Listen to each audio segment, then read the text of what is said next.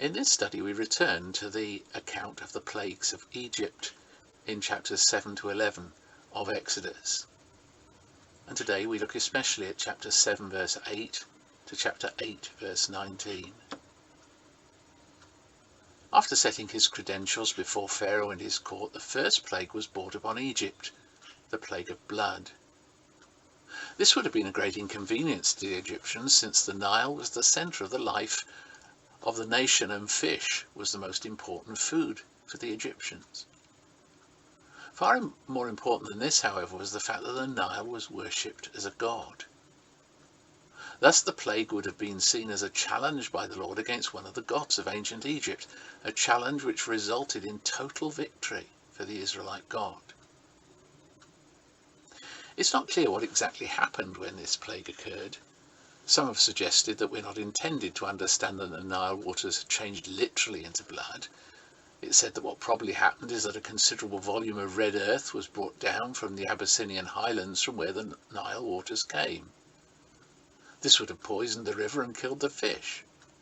There would have been little that was unusual about this, except of course the quantity of silt brought down by the river and the timing.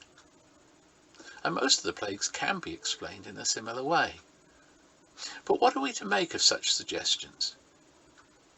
Many of us tend to divide our possible experiences into two groups.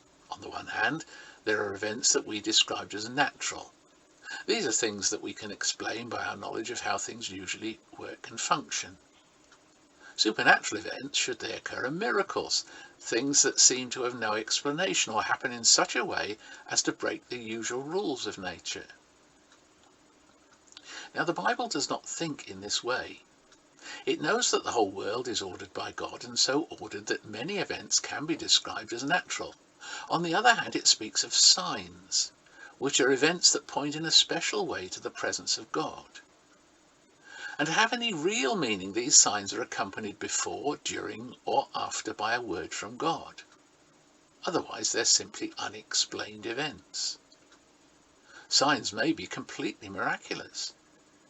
Sometimes, however, it's the unusual nature of what happens or its timing that makes it a sign.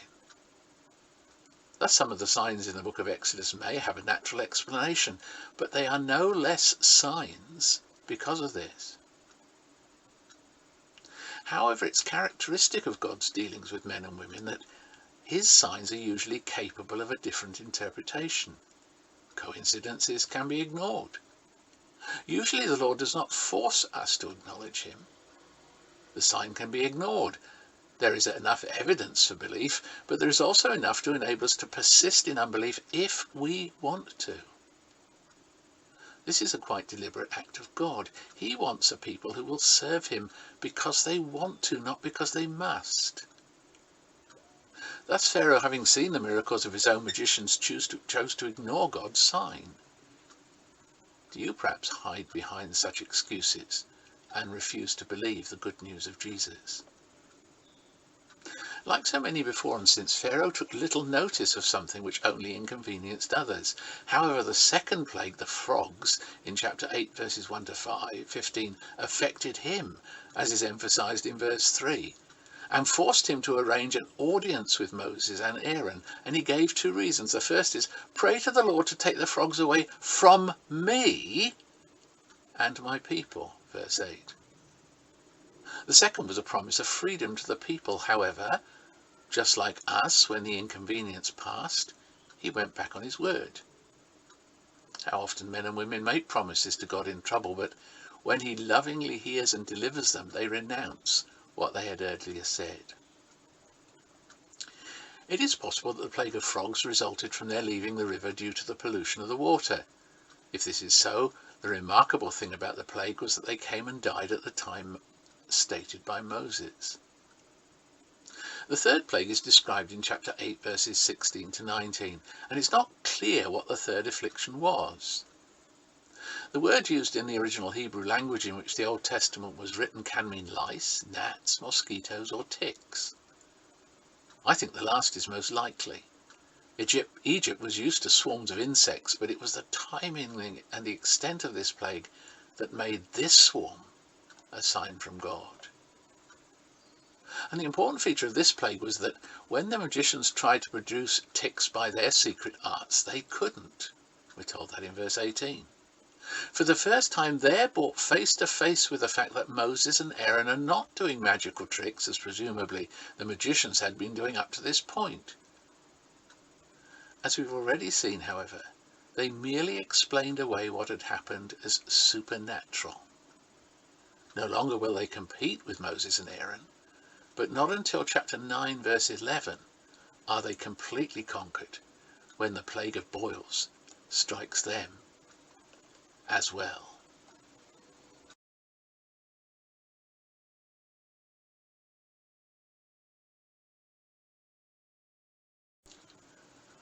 I thought it might be helpful to offer a short additional note on the plagues, because a connection can be made between most of the plagues and the deities of Egypt.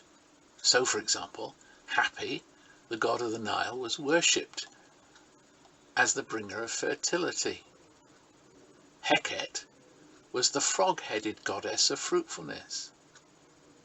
Kephara took the form of a beetle and symbolized the daily journey of the sun across the sky.